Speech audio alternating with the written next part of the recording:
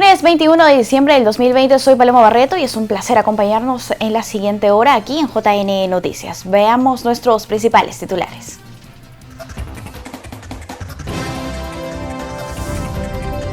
OMPE recuerda que hasta el 31 de diciembre ciudadanos podrán elegir entre 3 locales de votación cercanos a su vivienda.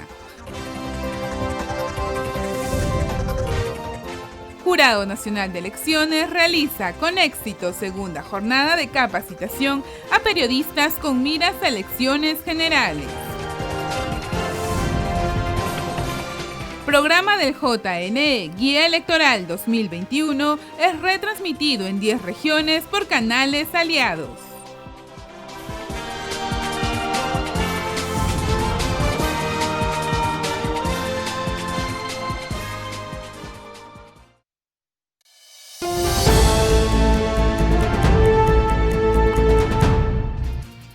Inmediatamente vamos con el desarrollo de nuestra información. La Oficina Nacional de Procesos Electorales recuerda que hasta el 31 de diciembre podrán elegir entre 3 locales de votación cercanos a su vivienda. A continuación, los detalles. La OMPE informa que los más de 24 millones de electores podrán elegir su local de votación hasta el próximo 31 de diciembre, a través de la plataforma implementada por la entidad electoral. Dicho sistema permite que el ciudadano pueda elegir hasta 3 locales de votación. Esto con el fin de evitar grandes movilizaciones y contribuir así con las iniciativas contra la COVID-19. Piero Corbeto, jefe de la OMPE, indicó que con esta medida se respetará el distanciamiento social y, consecuentemente, la salud de los electores. Asimismo, señaló que esta es una manera para que el sufragista acuda a las urnas caminando y ejerza su derecho constitucional sin problemas. El organismo electoral informó además que la plataforma permite al votante, si así lo desea, escoger un local de votación diferente al distrito donde vive, pero ubicado dentro de su circunscripción electoral. Y se realizó la segunda jornada de capacitación a periodistas, en la cual la directora nacional de fiscalización, Jessica Clavijo, explicó las reglas según una campaña electoral con respecto a la publicidad estatal y propaganda electoral. En el marco de la segunda jornada de capacitación virtual a periodistas, se recalcó a los candidatos a las elecciones generales la importancia de respetar las reglas en una campaña electoral. El día de hoy los voy a acompañar sobre temas que están enmarcados en propaganda electoral, publicidad estatal, neutralidad, dádivas y declaraciones juradas de hoja de vida. Para ello, la directora nacional de Fiscalización y Procesos Electorales, Jessica Clavijo, explicó uno de los temas más sensibles en un proceso electoral: la entrega o promesa de dinero, regalos, dádivas u otros objetos de naturaleza económica, con el fin de comprar el voto de los electores. Compra de votos es lo que está prohibido. El entregar algún bien para lograr el voto de un elector, el mercantilizar justamente este derecho de sufragio es lo que está prohibido. Entonces ya nuestra normativa hace algunos años, recuerdan la ley 3414 que se dio hace algunos años, ya establece justamente esta prohibición de la entrega de algunos elementos como dinero, regalos, dádivas, alimentos, medicinas, agua, materiales de construcción, enseres del hogar u otros bienes. Y no solo la entrega, sino la promesa de entrega a través del candidato o de algún tercero por su encargo, ¿no? y con recursos del candidato. ¿Para qué? Para comprar votos. Eso es lo que debe estar proscrito justamente en el marco de las campañas electorales.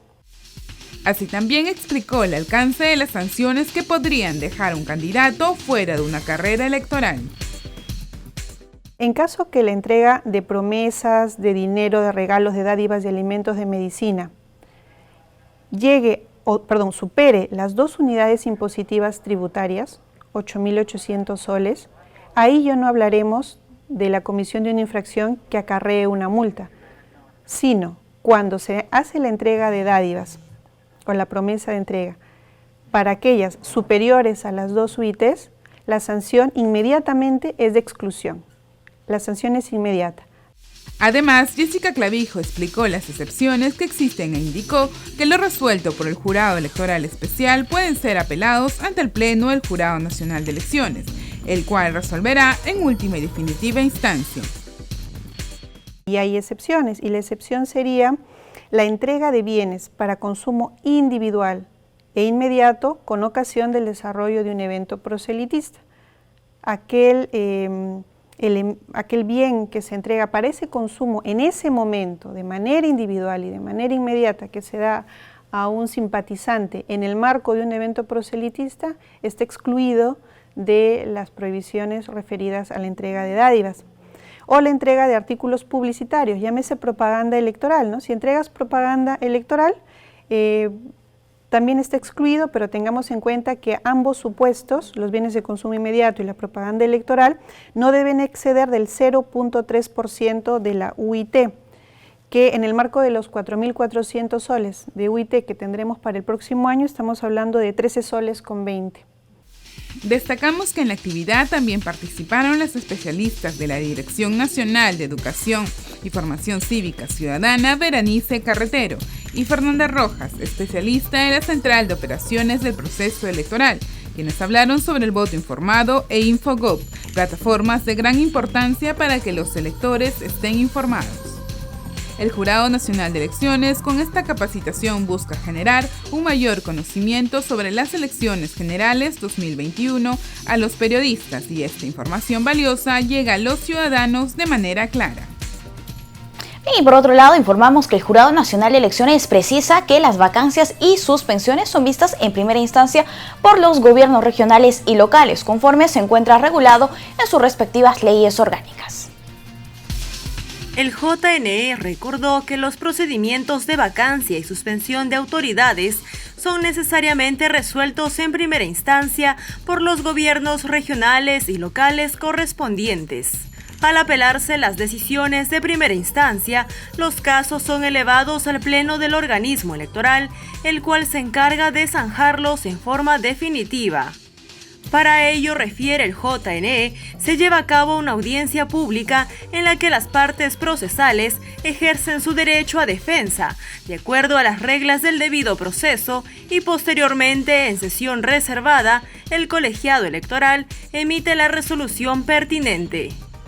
Muchos ciudadanos solicitantes de la vacancia o la suspensión de sus autoridades presentan sus peticiones ante el máximo ente electoral a efectos de que sean trasladadas al gobierno regional o a la municipalidad respectiva para su resolución en primera instancia.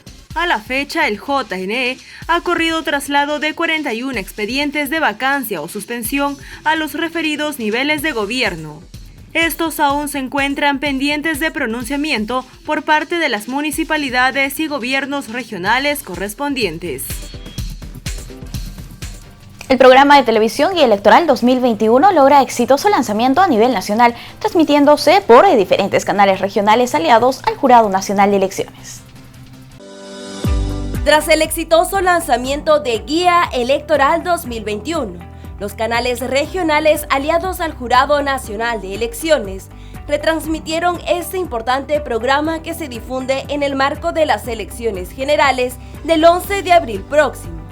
Este espacio tiene una duración de 30 minutos y se transmite todos los viernes a las 10 de la mañana por JNE TV.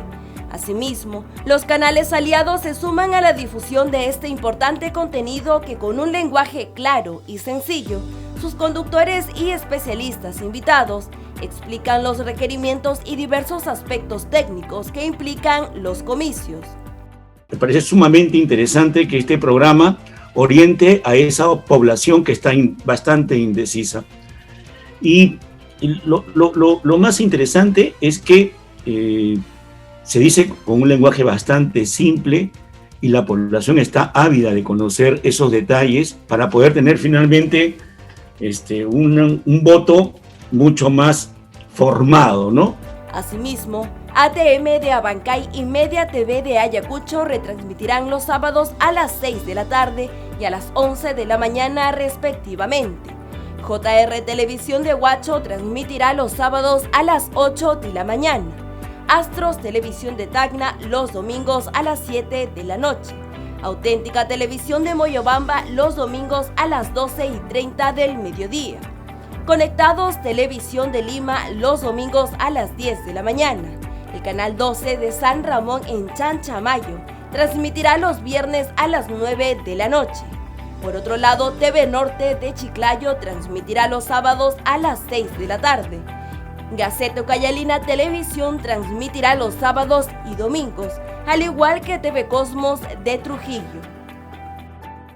A través de Conectados llegamos a más de 100 ciudades en todo el país. Con Cable Más estamos llegando a todo el sur, Arequipa, Tacna, Moquegua, y queremos invitar a cada una de las familias que nos ven, las personas que nos ven, a que sigan este programa, porque en realidad este programa le va a quitar muchas dudas. Invitamos a todos los seguidores y televidentes de JNTV a sintonizar nuestra nueva propuesta informativa Guía Electoral 2021, un espacio en donde vamos a conocer toda la información y cobertura nacional sobre los diferentes candidatos y organizaciones políticas que buscan llegar a tener una oportunidad y conseguir el voto en los comicios generales del próximo año. Además, esta nueva propuesta informativa de JNTV será retransmitido por Auténtica Televisión aquí en Moyobamba, el departamento de San Martín, los días domingo a las 12:30 de la tarde. Nuestro compromiso para seguir informando a nuestros televidentes sigue firme y de tal forma los ciudadanos puedan emitir un voto responsable. Y en la siguiente nota conozca de qué trata el requisito de solicitud de licencia para quienes ejercen la función pública y participarán en los próximos comicios. Mañana 22 de diciembre del 2020 vence el plazo de inscripción de fórmulas presidenciales, listas de candidatos al Congreso y Parlamento andino, quienes deben cumplir ciertos requisitos, como lo detalla el experto en temas electorales Julio Silva. Uno de estos requisitos es el referido a la licencia que deben cumplir con solicitar los candidatos al Congreso de la República y a representantes ante el Parlamento andino que sean funcionarios, servidores o trabajadores del Estado o de empresas públicas. En efecto, el artículo 114 de la Ley Orgánica de Elecciones señala que están impedidos de ser candidatos al Congreso de la República los trabajadores y funcionarios de los poderes públicos y de los organismos y empresas del Estado si no solicitan licencia sin goce de haber, la cual debe serles concedida 60 días antes de las elecciones. Sin embargo, para los comicios en marcha, la ley establece una modificatoria. El artículo 1 de la Ley 31038, que aprobó una serie de disposiciones transitorias para estas elecciones generales del 2021, establece que la solicitud de licencia sin goce de haber, prevista en el artículo 114 de la Ley Orgánica de Elecciones, debe ser concedida únicamente 30 días antes de la fecha de las elecciones. Esta exigencia es parte de una serie de requisitos que la ley obliga para participar en las elecciones de nuestro país. Dar su solicitud de licencia ante la entidad pública en la que laboran o prestan servicios con anterioridad a la presentación de la solicitud de lista de candidatos o en todo caso como máximo hasta el 22 de diciembre del 2020. Por cierto, se debe precisar que la licencia que se solicita debe ser con efectividad a partir del 12 de marzo del 2021.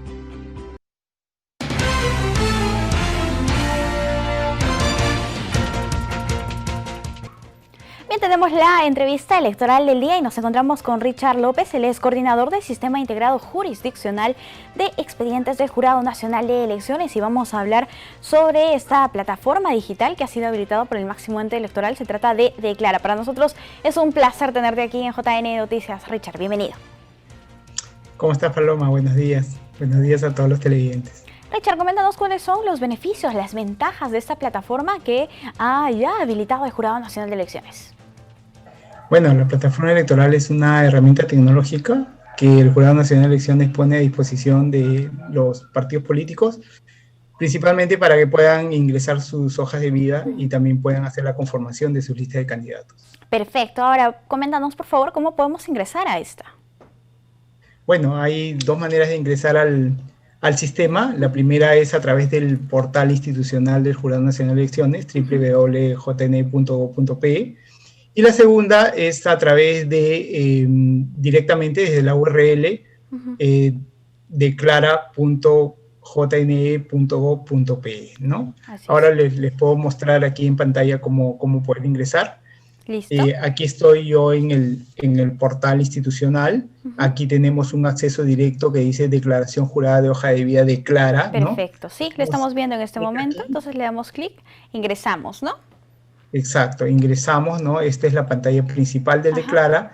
El personero legal ante el registro de organizaciones políticas tiene ya un usuario y clave, y con esas credenciales puede ingresar al sistema.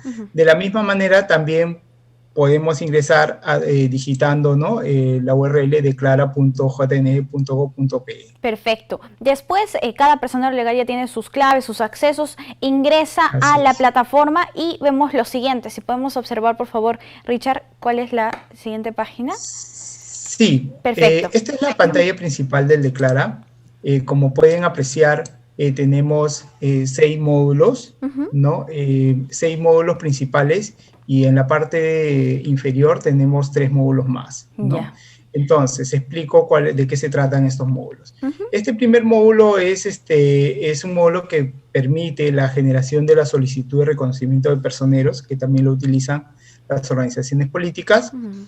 También tenemos aquí este módulo de candidatos, por donde se puede conformar las listas de candidatos en base a las hojas de vida que han sido llenadas en este módulo de hojas de vida. En el caso de, bueno, en esta elección nosotros tenemos 3 tipos de elección, ¿no? Tenemos presidenciales, congresales y parlamento andino. Entonces, en el caso de las presidenciales, las organizaciones políticas tienen que registrar también un plan de gobierno. Ese plan de gobierno lo registran por este módulo. Perfecto, así ¿no? es. De la misma manera, para el caso de parlamento andino, se registra un plan de trabajo, ¿no? En el caso de las elecciones congresales, sí se utiliza este módulo, que es básicamente para definir una conformación de la modalidad excepcional de designación directa de candidatos, ¿no? Que ya es una modalidad que ya se viene utilizando desde las elecciones congresales de enero de este año. Bien. ¿No? En la parte inferior, para terminar, aquí en esta opción que dice administrar usuarios registradores, le permite a las organizaciones políticas poder registrar personas que les van a ayudar a ingresar sus hojas de vida, ¿no? Claro. No necesariamente son los personeros los que ingresan las hojas de vida, sino también hay personas que pertenecen al partido y se administran, los accesos se dan por Se entiende, claro que sí. Ajá, perfecto. Exacto. Tenemos un manual de usuario y también, ojo, tenemos un simulador que es bastante importante, que les permite a las organizaciones políticas, antes de ingresar, conformar sus listas de candidatos, poder saber si están cumpliendo con todas las normativas, las validaciones que necesita el sistema para poder ingresar una lista de candidatos sin ningún problema. Ah, perfecto. Bien, ahora nos gustaría detenernos en 2 módulos. Uno, el de candidatos. Si podrías explicarnos cómo funciona por favor. Sí, a mí me gustaría empezar con el de hoja de vida. Claro que sí, vamos con el de hoja de vida. Exacto, porque las hojas de vida son, digamos, el corazón del Declara, claro. ¿No? Es desde donde parte, digamos, es el ingreso de la información del candidato, ¿no? Que luego va a servir de base para generar las listas. Entonces, si vemos aquí, este es un ejemplo, ¿no? De una persona X, ¿no? Que a modo de ejemplo, y entonces aquí vemos que la hoja de vida tiene varias secciones, ¿no? Tiene 9 secciones, ¿no? Que se van, el candidato, o mejor dicho, el registrador va ingresando su información. Una particularidad que tenemos en esta elección es que tomamos información de otras entidades del Estado de manera automática. Perfecto. Tenemos, por decir, en el caso de información, la información personal la estamos tomando de RENIEC. En el caso de el registro de la formación académica de la persona, lo estamos tomando también registros de SUNEDU o del Ministerio de Educación para el caso de los educación técnica. Sí, Richard, lo que estamos viendo en este momento es la primera pestaña, ¿no? De datos personales, donde se consigna el DNI, el sexo, el apellido, los nombres, fecha de nacimiento, lugar de domicilio, organización política por la que postula y el cargo al que postula. ¿Cuál es la siguiente pestaña, exacto, Richard? ¿Cuáles son los datos que se consignan en el siguiente? La siguiente pestaña es la de experiencia laboral. Bien. A ver, está cargando. Perfecto, ¿no? Ya ingresamos. Aquí sí, esta es la experiencia laboral, luego tenemos también la formación académica, ¿no? Aquí, como ya te mencionaba, se trae información, si es que el sistema detecta que hay información de otras entidades del Estado, las va a traer, las va a mostrar aquí. Tenemos también la trayectoria partidaria, ¿no? Del candidato, también un historial si ha tenido renuncias efectuadas a otros partidos, la relación de sentencias, en el caso de las sentencias penales, ¿no? Civiles también. Y en este caso de las sentencias, Richard, ¿se toma de base de datos de otras instituciones también?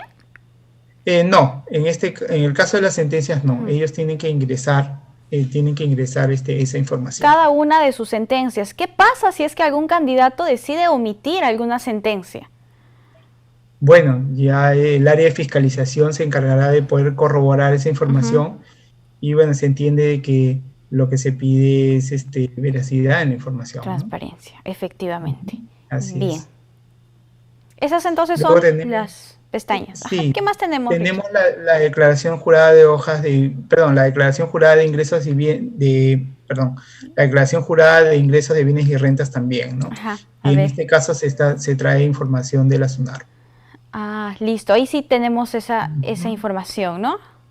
Pero si faltara algún dato que no proporciona la SUNAR, el candidato está obligado a colocar ese dato que faltara. Exacto, así es. O sea, la información que se muestra en el sistema es información que se obtiene de los registros de las entidades públicas. Sin embargo, eso no limita al candidato a poder registrar información adicional.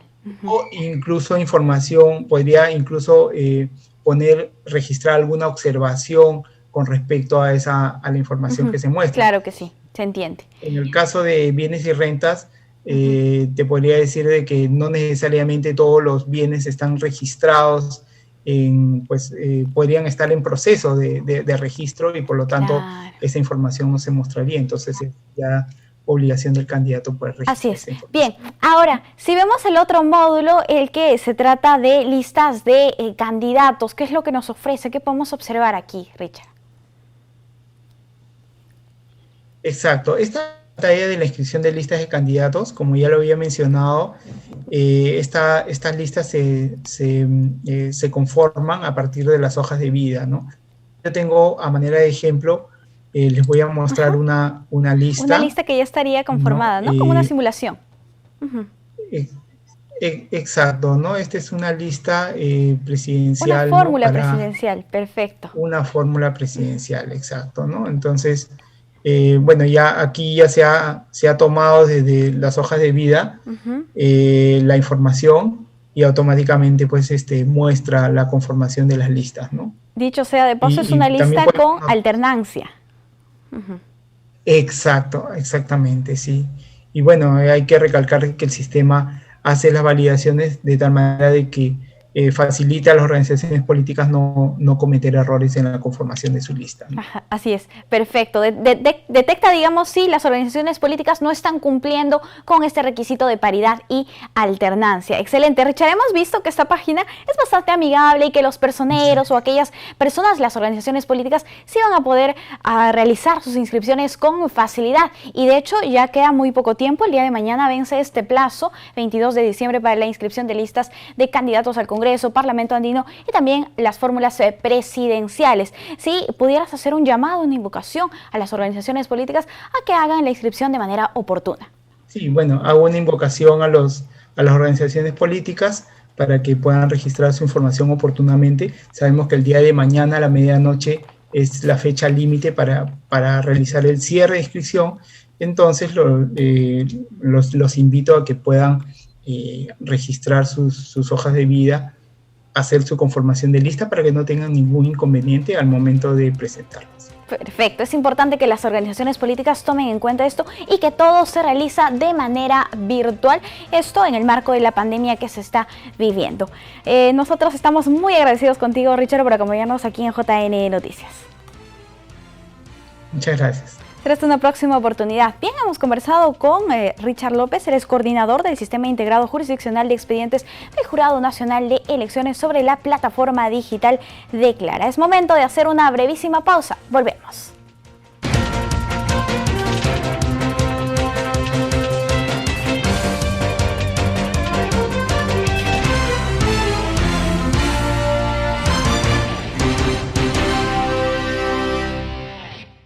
Ya estamos de vuelta y esta vez para comentarles que el Centro de Documentación e Información Electoral del Jurado Nacional de Elecciones para el primer trimestre del 2021 contará con más artículos y textos en su plataforma virtual para la ciudadanía. Veamos los detalles. El Jurado Nacional de Elecciones cuenta con un catálogo de libros, artículos y publicaciones que ofrece de manera virtual. Estos textos están enfocados a temas electorales. Rosa Panizo, bibliotecóloga del Centro de Documentación e Información Electoral del JNE, nos contó cuántos de ellos podemos encontrar en línea. Casi 400 artículos periodísticos sobre temas electorales, mayormente escritos por los miembros del Pleno, por funcionarios, ¿no? y otros autores nacionales. En cuanto al texto, hay muy pocos, tendremos algo de 10 o 15 publicaciones que son al texto completo, porque la capacidad del catálogo es muy amplia. Entonces, eso es una de las cosas que se va a hacer en el nuevo catálogo. Asimismo, se busca que el catálogo sea más amigable en el primer trimestre del 2021, con textos publicados por el Jurado Nacional de Elecciones del 2000 al 2020. Los esfuerzos se hacen pese a la pandemia y para fortalecer los conocimientos de los ciudadanos con respecto a estos temas previos a unas elecciones generales. Claro, invitar a todos los ciudadanos a que visiten la página del jurado. Se encuentra en la página principal los temas de interés que están de la mano derecha, ahí tienen el catálogo. Cabe destacar que se implementará en enero el chat bibliotecario, en el cual podrán responder consultas breves sobre resoluciones, resultados electorales, entre otros. Y la jefa del Registro de Identificación y Estado Civil, Carmen Velarde, indicó que la integridad electoral de los comicios generales es tarea de los ciudadanos y de los entes electorales.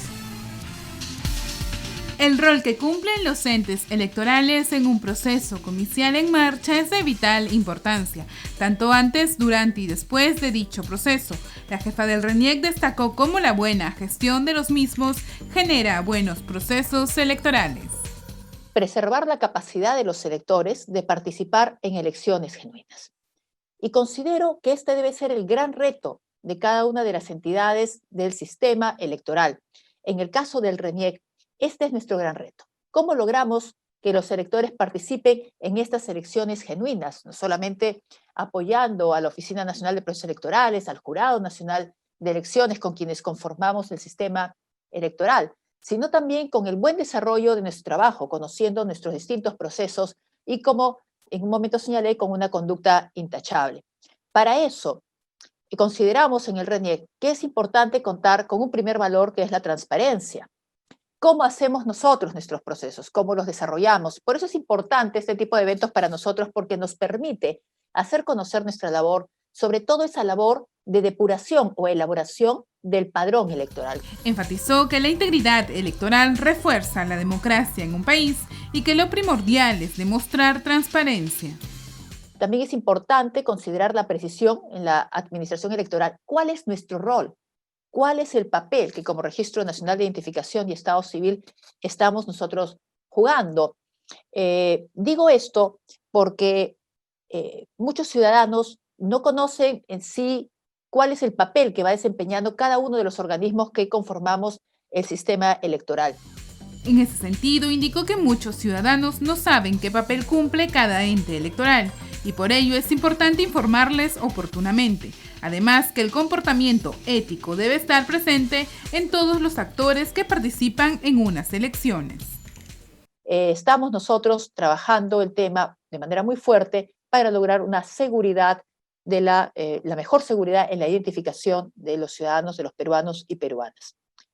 Con ello yo quiero terminar esta breve participación agradeciendo nuevamente a la Escuela Electoral del Jurado Nacional de Elecciones y por supuesto renovando el compromiso del RENIEC con el Jurado Nacional de Elecciones, con la Oficina Nacional de Procesos Electorales y con toda la sociedad peruana de trabajar para lograr unas próximas elecciones exitosas y de calidad. Advirtió además las posibles amenazas en el proceso de elecciones próximas, debido a que somos una sociedad digital con gran cantidad de información. Por ende, es difícil saber qué es veraz o no. La jefa del RENIEC estuvo presente en el seminario internacional denominado Desafíos de la Democracia Latinoamericana e Integridad Electoral, desarrollado por el Jurado Nacional de Elecciones en el marco de las elecciones del 11 de abril. Recordemos que este es un labor en conjunto entre la ciudadanía y los entes electorales. El Ejecutivo Nacional publicó un decreto con disposiciones sobre el principio de neutralidad en el marco de los comicios en curso. El Poder Ejecutivo publicó el Decreto Supremo que aprueba las disposiciones sobre neutralidad de funcionarios y servidores públicos durante el proceso electoral con miras a las elecciones generales del 11 de abril del 2021. Según publica el Boletín de Normas Legales del Diario Oficial El Peruano, este documento establece las disposiciones para asegurar el cumplimiento del deber de neutralidad de los funcionarios y servidores públicos en las entidades de la administración pública durante el periodo electoral para la elección del presidente de la República, vicepresidentes, así como de los congresistas y representantes peruanos ante el Parlamento andino. En ese sentido, las disposiciones tienen por finalidad mitigar los riesgos asociados al incumplimiento del deber de neutralidad, fortaleciendo el desempeño ético de las y los funcionarios y servidores públicos. Las disposiciones son de cumplimiento obligatorio para las y los funcionarios y servidores públicos, independientemente del régimen laboral o contractual que mantengan con las entidades de administración pública. Quedan excluidos de su alcance quienes, de acuerdo a las normas electorales, hayan obtenido licencia para participar como candidatos durante las elecciones generales. Por su parte, el jefe de la OMPE, Piero Corbeto, expresó que como organización tienen un gran compromiso al desarrollar las próximas elecciones y lograr que la ciudadanía logre confiar en la democracia del país. Veamos. La encuesta nacional de hogares realizada en marzo del presente año evidencia que los ciudadanos sienten que la democracia no está siendo respetada. En ese sentido, el jefe de la OMPE, Piero Corbeto, manifestó que es fundamental tener en consideración dichos resultados a fin de mejorar las acciones y cambiar la apreciación. Esta encuesta está hecha en marzo, por tanto es pre-COVID, por tanto es espacio de transición política y emergencia con el cual nos estamos desarrollando y desenvolviendo. Y el tema también hay que tomarlo en consideración respecto de la confianza respecto de la OMPE, ¿no? Solo 1 de cada 5 peruanos están confiando hoy en la OMPE. Y eso es un tema que como contexto nos presenta un gran desafío. Corbeto afirmó que el organismo que preside acepta el importante reto de generar las condiciones para que la ciudadanía confíe en el organismo. Nosotros tenemos el gran compromiso de hacer las mejores elecciones en el Bicentenario y vamos a generar las condiciones para que la confianza de OMPE crezca en un contexto que es a todas luces un contexto complejo. Explicó que la integridad electoral es entendida como el cumplimiento de los tratados, documentos y protocolos internacionales respecto a las elecciones. Y obviamente esta idea tiene que ver también con que las elecciones tienen que servir para profundizar los procesos de democratización, por un lado, y por otro lado, que los resultados de la elección sean resultados genuinos. Eso quiere decir que lo que el voto, el ciudadano expresa a través del voto es reconocido, ¿no? El voto se convierte en un puesto de poder. Finalmente, el jefe de la OMPE insistió que la integridad electoral debe ser un concepto universal, es decir, aplicable a todas las elecciones sin excepción alguna. Asimismo, la OMPE instalará mesas de sufragio en estadios municipales, plazas de toros y losas deportivas. El titular del organismo electoral afirma que el objetivo es garantizar el distanciamiento social de los electores. Ante la pandemia de la COVID-19, La OMPE optó por triplicar los locales de votación para las elecciones generales, razón por la cual habilitará losas deportivas, universidades, complejos deportivos como centros de votación. La cruzada involucró a diversas instituciones públicas y privadas, las que en el afán de contribuir con las elecciones han puesto a disposición 3 piscinas en Lima, Puno y Huánuco y 4 plazas de toros en las regiones Junín y Cajamarca. A la lucha por garantizar el distanciamiento también se han sumado diversas iglesias. Así, por ejemplo, se ha conseguido un salón parroquial en Lambayeque y 3 locales de iglesias evangélicas en las regiones Loreto y Puno. Además, se contará con más de 70 estadios, incluyendo el Nacional. Asimismo, en la lista de más de 700 locales atípicos aparecen auditorios y bibliotecas municipales, campos feriales, villas deportivas, entre otros. El jefe de la OMPE, Piero Corbeto, exhortó a los más de 24 millones de electores a ingresar al sitio web de la OMPE y elegir su local de votación más cercano al domicilio, de tal manera que se concurra a sufragar caminando. La OMPE informó que en los próximos días publicará el listado de los proveedores autorizados para acceder a la franja electoral. El miércoles 16 de diciembre venció el plazo para que los medios televisivos y radios formales, así como las redes sociales, puedan registrarse ante la OMPE como postores y participar en la emisión de la franja electoral con motivo de las elecciones generales del 11 de abril del 2021. Culminado el registro y validada la información, se publicará el listado de proveedores autorizados en los próximos días. Esta información formará parte del catálogo de tiempos y espacios ofertados. En dicho catálogo, cada organización política podrá elegir los medios de comunicación que considere para difundir su propaganda electoral durante el periodo de campaña, del 10 de febrero al 8 de abril del año 2021. La franja electoral está disponible para aquellos partidos políticos que se presentan en estas elecciones generales. Y es también muy importante notar que de lo que se trata es de que los partidos políticos tengan la posibilidad de brindar al electorado sus propuestas, sus programas, sus planes de gobierno, y para eso el tiempo en el cual se va a transmitir esta franja electoral es bastante extenso. Estamos hablando del 10 de febrero al 8 de abril, que es un tiempo de 60 días, es bastante extenso, y desde las 6 de la mañana hasta las 23 horas. De esta manera, la norma establece que cada partido político o alianza electoral elegirá directamente, de acuerdo a sus preferencias y a la adjudicación económica que le corresponde, y a los tiempos y espacios disponibles en el portal digital de financiamiento.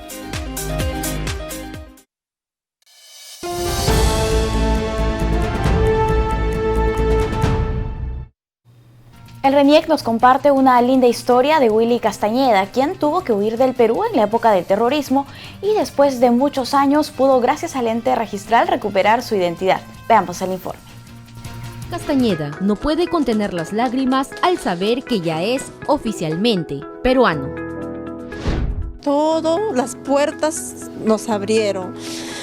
Estoy muy agradecida con la RENIEC porque hoy en día ya lo dieron su identidad y eso es lo que más queríamos. Algo me dizia, vai no Face. Então naquele momento foi, digitei o nome do meu irmão, aí apareceu.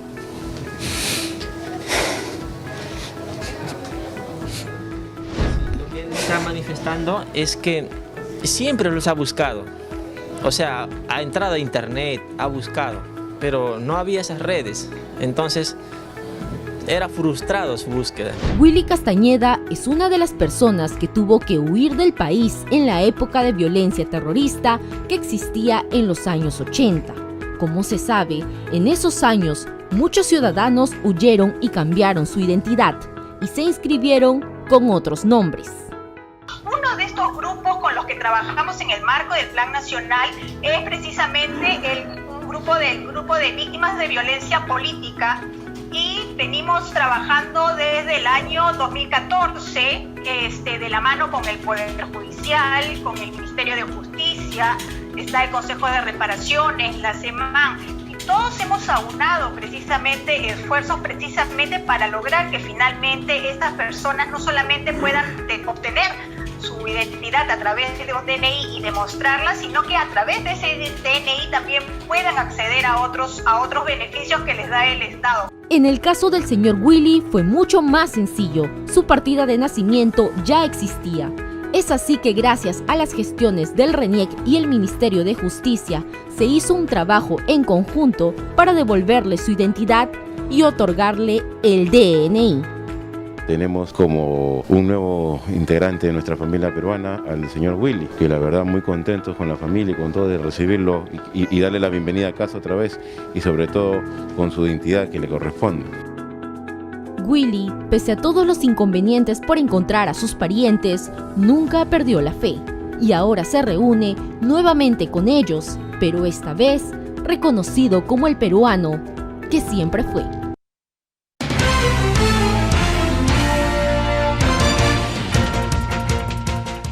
En un momento de una entrevista vamos a conversar con Luis Alvarado, el excomisionado de la Adjuntía para la Prevención de Conflictos Sociales de la Defensoría del Pueblo. Para nosotros es un placer saludarlo. ¿Cómo está? Bienvenido a JN Noticias. Buenos días. Bien, vamos a hablar sobre el último reporte que emitió la Defensoría del Pueblo sobre el estado de la conflictividad en nuestro país. Coméntenos, por favor, cómo observa este último reporte, cuáles son los casos que se han registrado recientemente.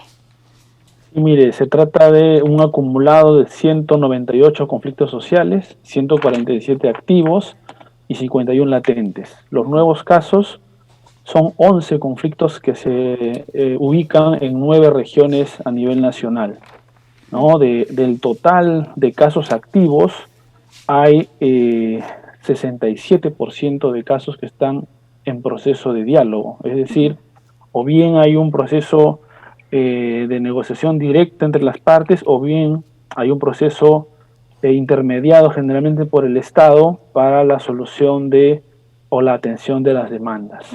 En relación a las competencias, que es otra forma de clasificar los conflictos. Sí, precisamente tenemos un cuadrito, vamos a ver si lo podemos tener. Es un cuadrito que ustedes han elaborado precisamente respecto a quién le compete solucionar estos conflictos. Bien, vamos a verlo. Sí, ¿podría explicarnos, por favor? Sí, como le decía, ¿no? A nivel nacional, el número total de conflictos se trata de gobierno nacional tiene un 59% de conflictos, donde la competencia principal descansa en este nivel. En el caso de los gobiernos subnacionales, me refiero a los gobiernos regionales y a las municipalidades, la demanda principal del conflicto está en un 37% de casos. Entonces vemos, y los otros niveles de competencia que tienen que ver con organismos autónomos u otros en un menor o en el resto de porcentaje. Entonces, vemos que la responsabilidad principal está en el gobierno nacional, también en la medida que hay temas de política nacional o que tienen que ver con las competencias del gobierno, y también porque los conflictos socioambientales que tienen que ver con actividades mineras, de hidrocarburos y otros, la competencia en su regulación o en la solución está principalmente en el gobierno nacional. Así es. Bien, ahora vamos a ver un cuadro en el que se evidencia cómo se han desarrollado los conflictos sociales mes a mes del año 2019 al 2020. Y podemos ver que el número de conflictos son permanentes, ¿no? No varían mucho en cuanto a cantidad. ¿Se podría explicarnos este gráfico, por favor? Sí. Tiene que ver con la variación de los conflictos en el periodo de un año, ¿no? Efectivamente. A los conflictos sociales registrados. Vemos allí, si uno compara de noviembre del 2019 a noviembre de este año, hay un incremento de 185 hacia 198. Justamente lo que en este reporte trae como novedad es que hay 11 nuevos conflictos sociales nuevos. Así es. Y eso ha elevado el número. Y eso también se suma a ello que hay 395 acciones colectivas de protesta registradas. El mes anterior eran 138.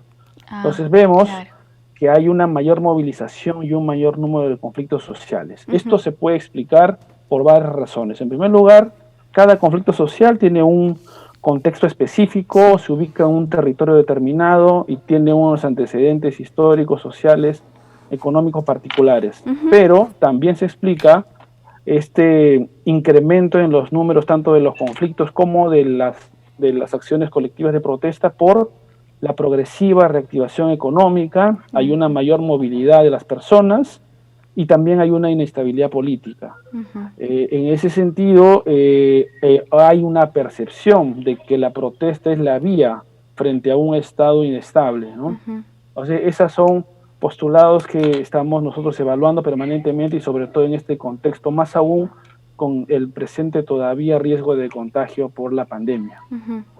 Bien, ahora, si hablamos de los mecanismos de solución de conflictos, ¿cuáles son los más usados en nuestro país y los más eficaces? En general, cada problema o cada demanda de los ciudadanos suele tener un procedimiento administrativo, un procedimiento por el cual se puede atender este pedido. Lo que pasa es que cuando no hay una respuesta eficaz a estos problemas, o por el nivel de complejidad tanto en las demandas, o por los actores, o por el contexto, es que se recurre a estos mesas de diálogo. Tienen que ver con espacios horizontales donde el Estado se sienta con las organizaciones sociales, con las autoridades locales, con los líderes, para poder tratar una agenda que responde principalmente a demandas que plantean las organizaciones sociales. Entonces, el espacio de diálogo es o ha sido el principal mecanismo para resolver conflictos. Sin embargo, existen otros, ¿no? A veces la dación de una ley por el Congreso de la República resuelve el conflicto. A veces la decisión judicial por determinado asunto, llámese por ejemplo de propiedad u otros, también podrían resolver un conflicto. Entonces, pero el principal mecanismo es el proceso de diálogo. Y este proceso de diálogo, evidentemente, es un proceso de diálogo entendido por la Defensoría del Pueblo como un proceso igualitario, ordenado, con reglas, y que está orientado a llegar a acuerdos. Claro. Y estos acuerdos se suscriben en actas que son firmadas por los participantes, por el Estado, por las empresas, por los dirigentes, por la población que está participando y que finalmente tienen el deber de cumplirse, porque son acuerdos políticos y que descansan en la voluntad y en la buena fe. Claro. Ahora, ¿cuáles son, cuál es la participación que tiene la Defensoría del Pueblo en estas mesas de diálogo?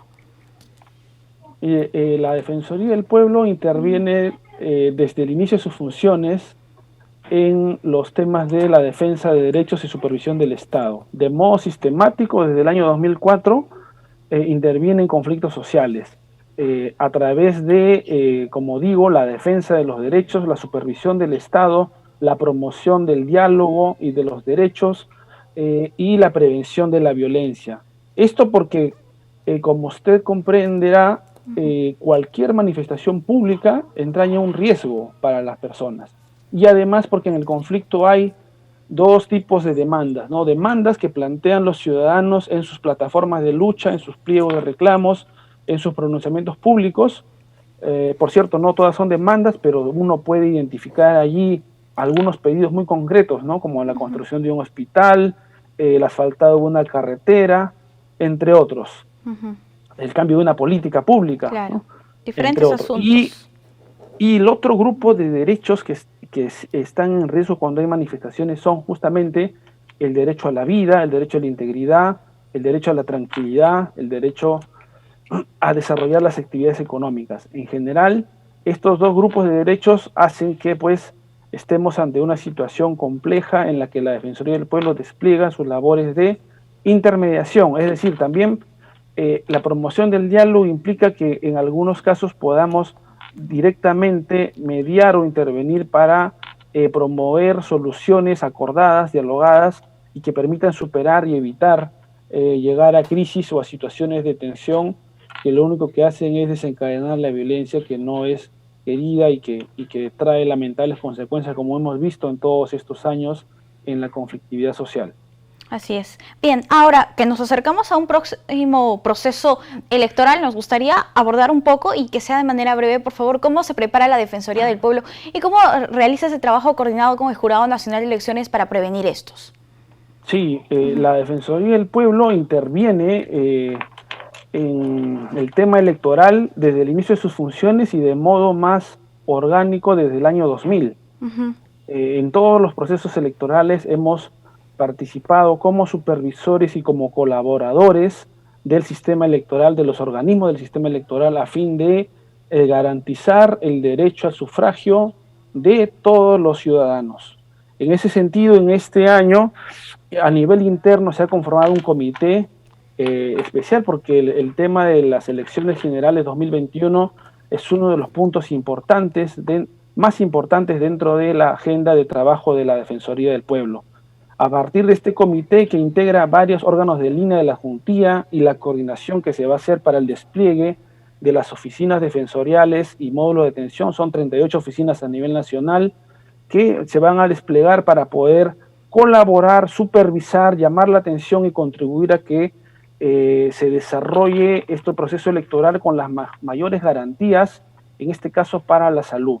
En ese esfuerzo también participamos en un espacio convocado por el Jurado Nacional de Elecciones, donde participan otras instituciones públicas del caso. Entiendo que la última reunión ha sido en noviembre, a fines de noviembre, y van a seguir. Allí hemos dado cuenta del último informe que hemos publicado, es una investigación defensorial que les invito a leer de la Defensoría del Pueblo, es el informe especial 35-2020 sobre elecciones generales 2021, aportes de la Defensoría del Pueblo para el proceso electoral.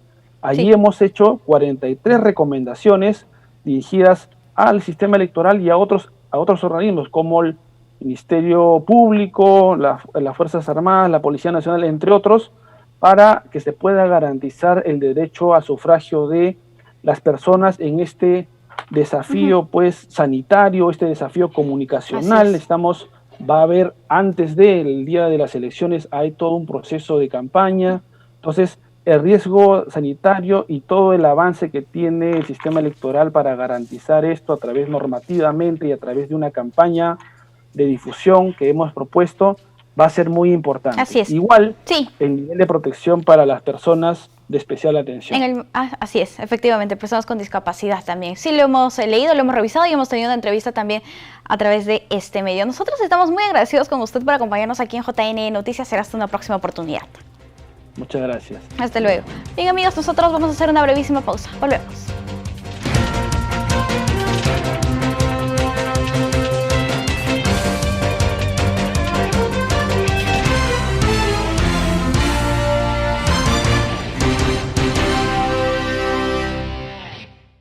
Y ante la nueva variante del coronavirus detectada en Reino Unido, el presidente de la República, Francisco Sagasti, anunció hoy en la mañana la suspensión preventiva del ingreso de vuelos procedentes de Europa durante 15 días. Suspender preventivamente el ingreso de vuelos provenientes de Europa durante las próximas 2 semanas y declarar al sistema de vigilancia epidemiológica en estado de alerta máxima. Con este breve mensaje a la nación, el presidente Francisco Sagasti despertó hoy a muchos peruanos, a quienes anunció las nuevas medidas preventivas ante la nueva variante del COVID-19 detectada en Reino Unido el pasado fin de semana. Si bien aseguró que en el Perú no ha ingresado ningún vuelo directo del Reino Unido y los pasajeros que arribaron en vuelos con conexión están siendo monitoreados, anunció algunas medidas de seguridad contra esta nueva cepa de COVID-19. Una de ellas fue el ingreso de pasajeros extranjeros solo con su prueba molecular en la mano. Asimismo, detalló otras medidas preventivas orientadas a prevenir la aparición de la nueva variante de COVID. Prohibir el ingreso de extranjeros no residentes que hayan estado en el Reino Unido en las últimas 2 semanas. Los ciudadanos peruanos o extranjeros residentes que se encuentren en el país, que hayan visitado el Reino Unido en las últimas 2 semanas, deberán hacer una cuarentena de 14 días. El primer mandatario pidió asimismo a todos los peruanos no bajar la guardia y respetar los protocolos de bioseguridad, como el uso de mascarilla, el distanciamiento físico y el lavado frecuente de manos. Finalmente, anunció en breve un Consejo de Ministros extraordinario para tomar acciones inmediatas sobre temas de interés nacional. Bien, y tenemos contacto con la agencia de noticias andina que nos trae las 5 noticias oficiales más importantes del día. Ana Bendezú nos informa.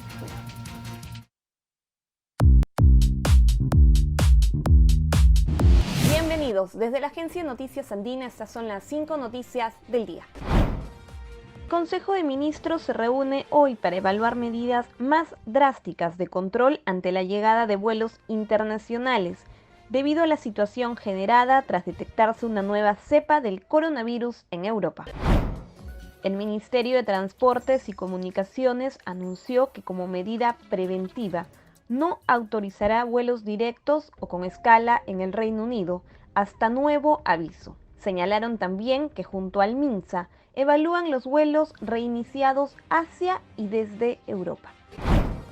El Congreso amplía la convocatoria de la segunda legislatura ordinaria de las sesiones 2020-2021 hasta el 29 de diciembre. Esto con la finalidad que el Pleno sesione para tratar los temas pendientes como el del régimen laboral agrario, entre otros.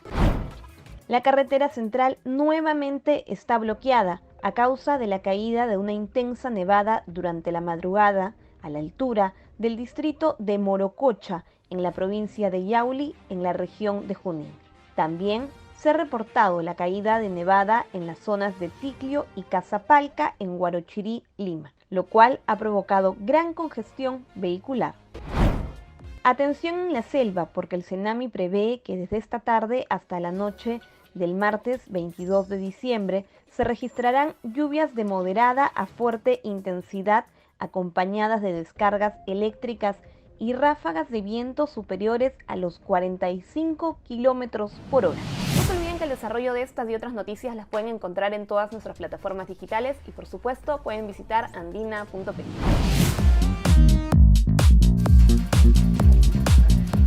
La Contraloría alerta presunta responsabilidad penal de funcionarios de la Autoridad Autónoma del Tren Eléctrico y Sedapal por el colapso de tuberías en San Juan del Lurigancho ocurrido en el año 2019.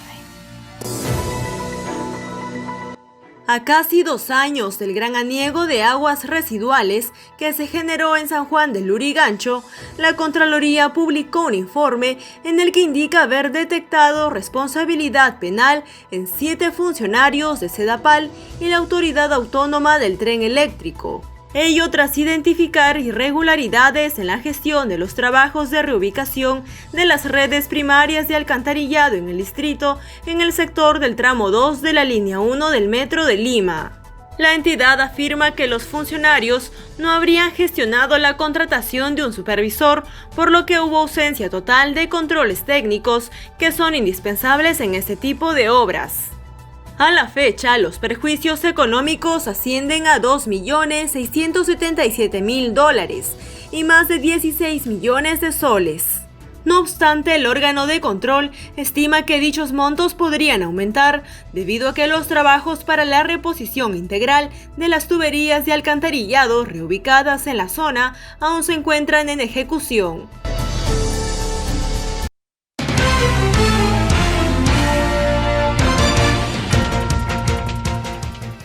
Y preste mucha atención, ya que en el Reino Unido aparece la nueva cepa del coronavirus, la cual sería mucho más contagiosa.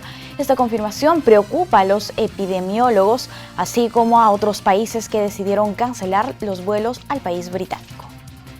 La aparición en el Reino Unido de una nueva cepa del coronavirus mucho más contagiosa que las otras preocupa a los epidemiólogos y llevó a varios países a suspender sus vuelos procedentes del territorio británico.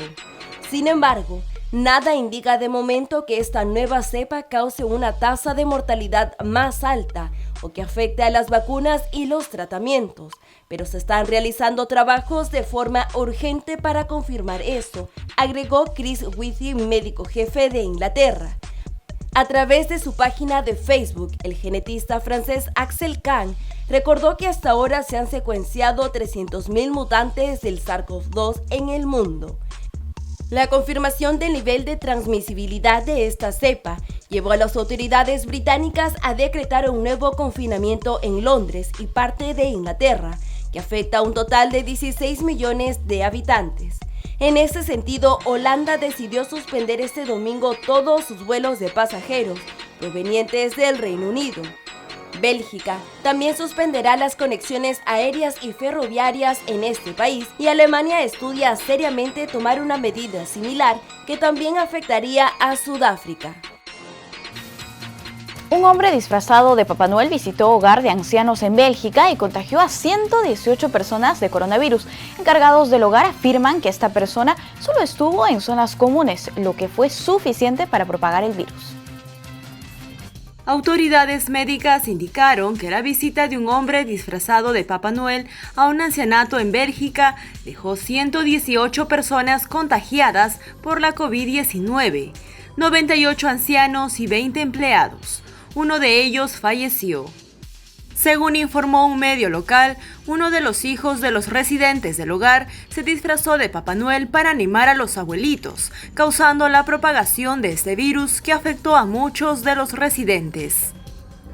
Días después del encuentro, el hombre empezó a sentirse mal y dio positivo por coronavirus.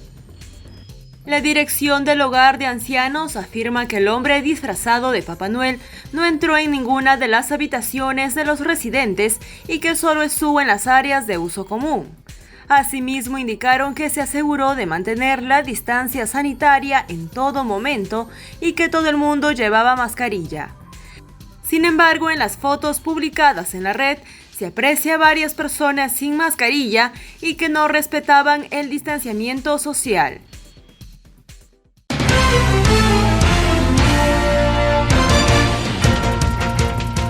Amigos, no hay tiempo para más. Muchas gracias por acompañarnos en la jornada informativa del día de hoy. Recuerdo que estamos en los canales 44 y 516 de Movistar. Los dejamos con imágenes de Paracas y Ica. Permiso.